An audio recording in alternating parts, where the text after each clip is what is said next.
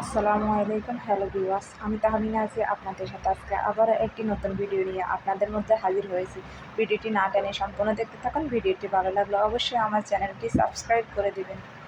এখন চুলার উপরে আমি একটা পাতিল বসিয়ে দিলাম। পাতিলের মধ্যে একটু তেল ঢেলে দিলাম। তেলটা গরম হয়ে আসলে আমি এখানে দিয়ে দিলাম পেঁয়াজ কুচি, রসুন কুচি, তার সাথে দিয়ে দিলাম কাঁচা মরিচ কুচি চিরা।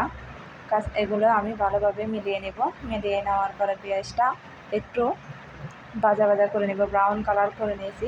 ব্রাউন কালার হয়ে আসলে এর সাথে আমি অ্যাড করে দিলাম টমেটো কুচি দিয়ে একটু ভালোভাবে নেড়ে চেড়ে টমেটোটাকে গলিয়ে নেব। গলে যাওয়ার পরে আমি এর সাথে অ্যাড করে দিব হলুদের গুঁড়া, পরিমাণ মতনে হলুদের গুঁড়া দিয়ে দেওয়ার পরে আমি এখানে দিয়ে দিব মরিচের গুঁড়া। সেটাও আমি পরিমাণ মতনই দিলাম। মরিচের গুঁড়া দিয়ে দেওয়ার পরে আমি এখানে দিয়ে দেব ধনিয়া গুঁড়া দিয়ে দেওয়ার পরে দিয়ে দেব স্বাদ মতো লবণ দিয়ে দেওয়ার পরে আমি এখানে মাছের মশলা অ্যাড করব। যেহেতু আমি পাঙ্গাস মাছ রান্না করতেছি, মাছের মশলাটা দিলাম। দিয়ে সমস্ত উপকরণগুলো ভালোভাবে কষিয়ে নেব। কষিয়ে নেওয়ার পরে এখানে আমি কষানোর জন্য একটু পানি দিয়ে দেব। পানিটা খুব অল্প করে দিলাম যাতে কষানোটা হয়। কষানো শেষ, এখন উপরে তেল ছেড়ে দিল।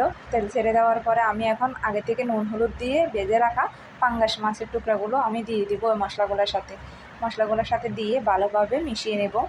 মিশিয়ে নেওয়ার পরে আমি এখানে অনেকক্ষণে মিশিয়ে নেওয়ার পরে সিদ্ধ হওয়ার জন্য দিয়ে দিলাম পানি।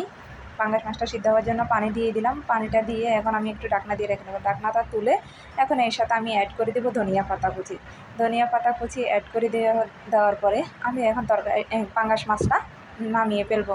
নামিয়ে ফেলার পরে আমি একটা বাটিতে নিলাম। দেখুন আমার তরকারি কালারটা কত সুন্দর আসছে। আপনারাও ঘরে এভাবে বানিয়ে ট্রাই করে খেয়ে দেখবেন। আশা করি ভালো লাগবে। আমার ভিডিওটা ভালো লাগলে অবশ্যই আমার চ্যানেলটি সাবস্ক্রাইব করে দিবেন। আল্লাহ হাফেজ, ভালো থাকবেন সবাই।